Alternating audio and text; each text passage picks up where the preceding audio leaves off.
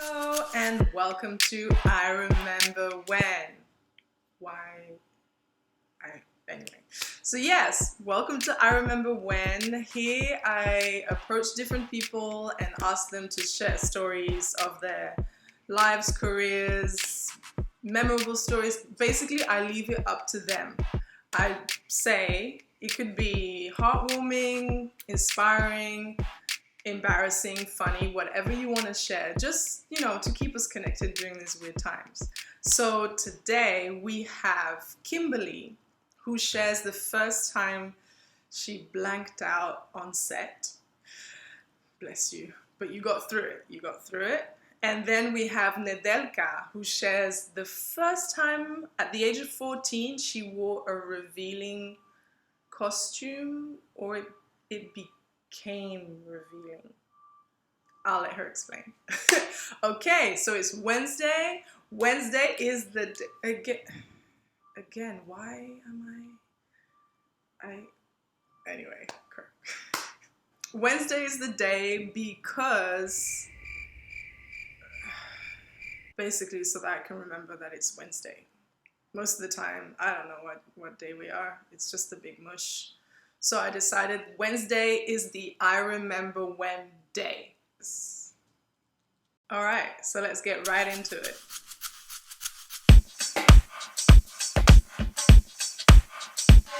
Hey everyone, my name is Kimberlee. I hope you're staying safe and healthy. Thank you, Miriam, for having me be a part of this trip down memory lane.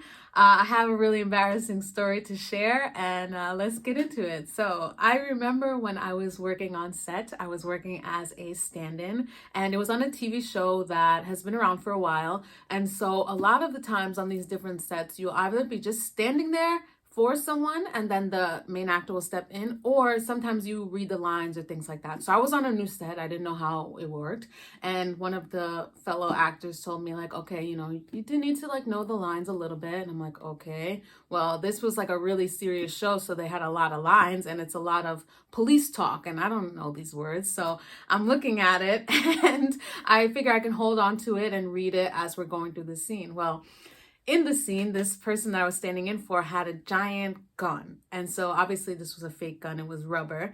And you had to, do something like, okay, like blah, blah, blah, blah, blah, we're going to take this and get out of here. So I'm reading the lines as we're going and they're like, oh, can you put your sides down? And I'm like, put the lines down, like, and just do it. Okay. And so in my head, I'm like, okay, don't freak out. I was like, I don't know any of these words. I have no idea. I didn't look at them that long. I just thought I was just going to be standing here. So when they called action for this, the actors, my mind just blinked. So I'm just laughing about it, thinking about it because it was so mortifying. And so they're like, okay, hold the gun here. So I'm like, okay. And they yell action and I'm like, we gotta get out of here. Let's go. Like my eyes were burning into the other actor's eyes because I just was looking like, I don't know what is happening. I don't know what I'm doing. And I'm holding this fake gun and something is supposed to happen, but my mind is so blank because I'm so freaked out. So needless to say, I like crashed and burned. I said all kinds of words that just didn't make sense and nothing to do with the script, like at all. They yelled cut and I just felt like I had like egg on my face. It was so embarrassing. And I just thought like what can I do about this? And of course that was at the beginning of the day and I had to spend the rest of the day just there knowing that how many 100 people just had to witness that happen. Yeah, it was pretty embarrassing. I still am like, oh my God, I cannot believe that happened. But I just remember like standing there, they're like action. And I was like, we gotta go. We gotta handle this. Like, I just didn't know what to say. And I was just like, oh my God, this is mortifying. And like every time I didn't say something, it was just like dead silence. And I just felt like the anxiety of like everybody just watching me like get to the next part. Oh my God, it was mortifying. But now I know if I ever work on set again, if you're in the front of the camera, if you're behind the camera, anywhere you are, you need to pay attention and know what's going on because you never know what they're going to ask you to do. That was pretty embarrassing. But hey, I live to tell. And so I wanted to share with you guys. Thanks for listening.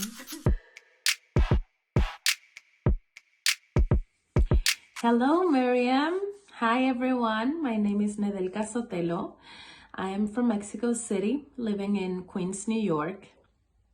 And here's my very embarrassing I remember when story. So, I remember when I was 14 years old, you know, just starting to know the performing arts world. I have sang before, like since I'm a little kid, I've been singing, but dancing, it's another story. I'm a mover. I can catch up some dance moves, but just basics. At that time, I'm a teenager. I think everything is super easy. I mean, every teenager thinks everything is super easy. So I was like, I'm gonna put on a show where I can sing some songs, and I invite like people, friends, family. And then I also remembered that my mom loves like the 70s music, like disco and fever and all of that. So I said, I'm gonna do something that she likes, so maybe I can dance like like a 20-minute mix of her favorite songs. So I do that, and I'm rehearsing for like a month. It was like 4 or 5 people with me, and I rehearsed like a choreography and all of that. Like it was kind of like very, professional style. The day came, and I was very nervous because I actually didn't know what I was gonna wear. Like I knew, like when I was rehearsing, the choreographer, she was like, well, so here you're gonna go out, like after being dancing for like 4 minutes, then she would go like, so after this song you run real fast, and you're gonna have a change of clothes, and like within 30 seconds, and then you come back. But the people, like while I'm out from the stage, people was gonna still dancing and performing, whatever. So it's like, okay. So the day comes, and I'm like, so what am I wearing? So that day she says, so I need you to wear a thong. I mean, I'm 14 years old. I don't use that. Right? So I need you to wear a thong, and I need you to wear tights, like like the grandma style, or like the ones that your aunt use. So yeah, I'm like, okay. And she was like, yeah, I need you to use those because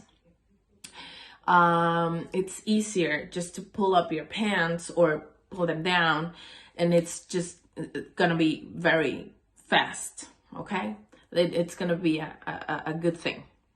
So I was okay.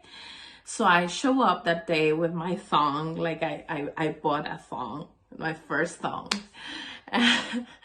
And I can't believe I'm saying this though. Okay, so she's like, so I have this perfect, so this is gonna be what you use first, and then this next song this. So I see all the costumes over there. I'm like, this is pretty cool. And then Disco Inferno, Disco Inferno. I love that song, my mom's favorite song.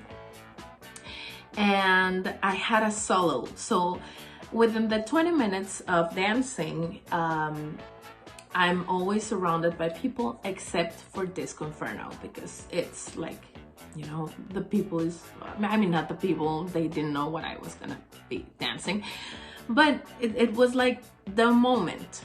So I see the Disco Inferno costume is pretty small, so it's like just something here. And then pants, red pants. It's actually pretty cool. It's super, like, it's red, it's glittery, like it's super cool. But I mean, I was chubby. I'm chubby. So it wasn't that cute too. I was just like worried, but it was the day, like that day, so I couldn't do anything, right? So whatever. I am starting dancing, everything's going good, and then I'm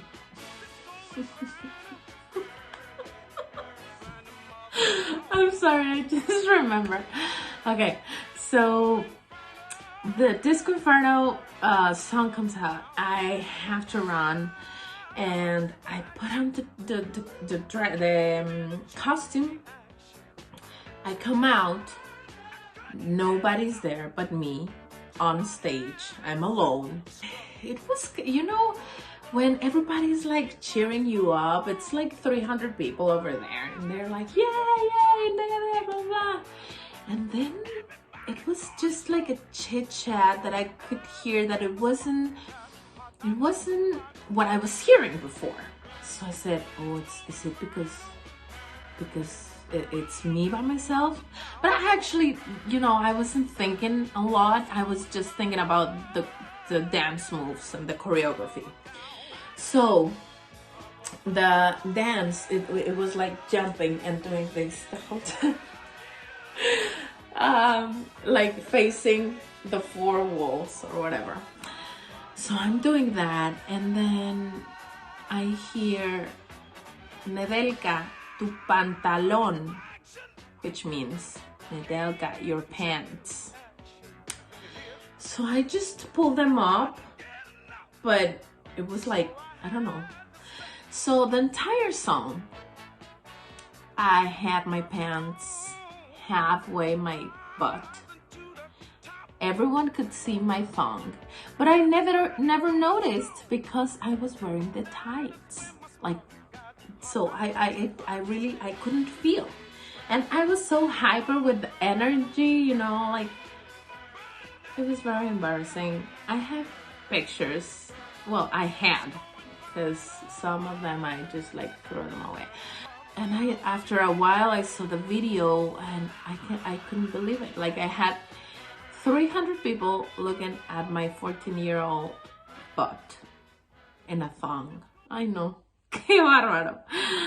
So, yeah, I mean, after a while, everyone was just laughing, and I was like, oh, I mean, that happens, right?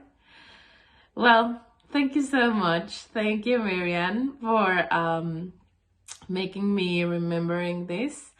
So I hope you guys enjoy. Please don't tell anyone. Shh. It's a secret between you and me.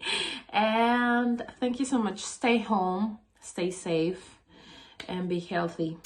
Thank you, everyone. Well, thank you for sharing that. And thank you, Kimberlee, for your story. And I don't know why you're blaming it on me. You're the ones who've decided to share those stories. But hey, I feel it was therapeutic, and yeah, I'm sure other people have had similar situations, so you're not alone. That's it for today. Thank you for watching, and see you next Wednesday.